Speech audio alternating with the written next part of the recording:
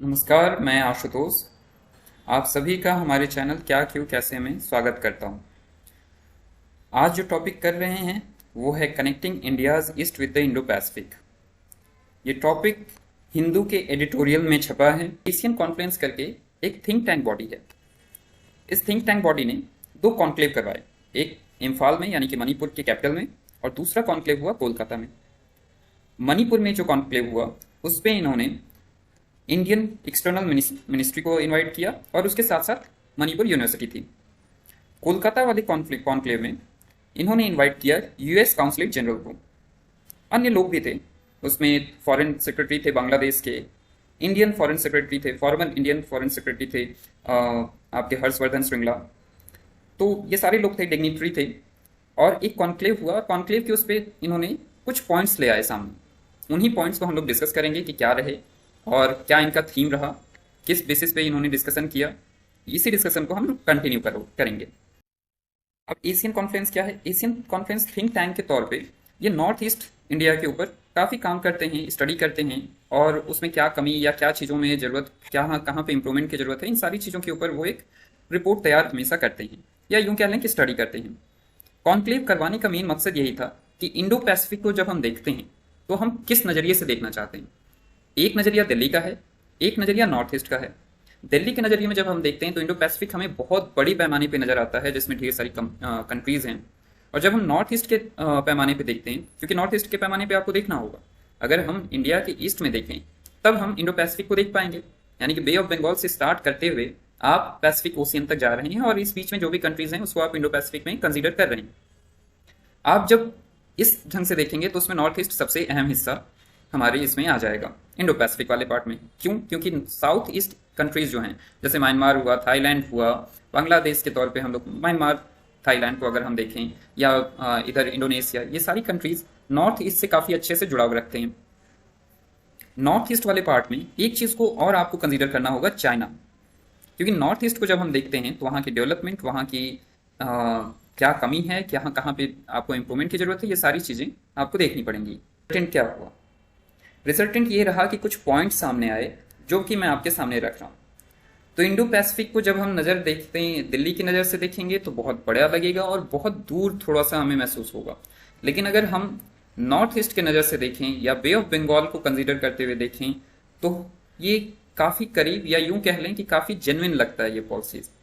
तो दो important point निकल कर आते हैं। उसमें से एक बहुत इंपॉर्टेंट पॉइंट है कि बे ऑफ बंगाल रीजन को आपको डेवलप करना होगा, ना कि सिर्फ इकोनॉमिकली बल्कि कल्चरली भी। उसमें जो कंट्रीज़ हैं, जो लिटोरल कंट्रीज़ हैं, जो बे ऑफ बंगाल में जितनी भी कंट्रीज़ हैं, उसके साथ साथ जो हमारी स्टेट्स जुड़ रही हैं, उन सबको एक इनिशिएटिव के तौर पे या उनको डेवलप करना होगा। उसमें एक अहम हिस्सा नॉर्थ ईस्ट रीजन का भी आ जाता है, क्योंकि नॉर्थ ईस्ट से अगर आपको आइडिया हो तो आपको मैं बता दूं। अब नॉर्थ ईस्ट वाले पार्ट को अगर देखा जाए तो हमारे 7 स्टेट्स आते हैं, 7 सिस्टर्स जिनको हम कहते हैं, जिसमें से 4 स्टेट्स ऐसे हैं जिनकी बाउंड्रीज म्यांमार के साथ जुड़ती हैं और उनके ऊपर इन्फ्लुएंस भी कुछ हद तक चाइना। एंड आप अगर देखेंगे तो हमारा म्यांमार का भी रहता है, चाइना का भी रहेगा। तो कुछ भी आप कुछ करोगे या कोई भी डेवलपमेंट करोगे उसमें चाइना को भी आपको एक कंसीडर करना पड़ेगा, और म्यांमार को तो करना ही करना है।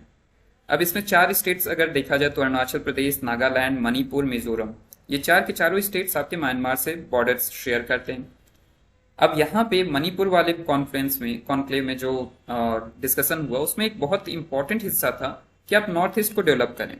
आप मणिपुर को एक मेडिकल हब के तौर पे स्टार्ट करें, एक डेवलप करें, और टूरिज्म हब। उसमें आप नॉर्थ ईस्ट को हम अच्छे से जानते हैं कि बहुत घने जंगल भी है ना, तो हम बायोडाइवर्सिटी के हिसाब से भी आप 7 स्टेट्स को डेवलप करें और वहाँ पे टूरिज्म को रखें, मेडिकल टूरिज्म को बढ़ावा दें। मेडिकल टूरिज्म जैसे जैसे आपका बढ़ेगा वैसे वैसे मणिपुर में बहुत सारी इंफ्रास्ट्रक्चरल डेवलपमेंट भी होने लगेंगी, जॉब की भी कमी कम होने लगेगी।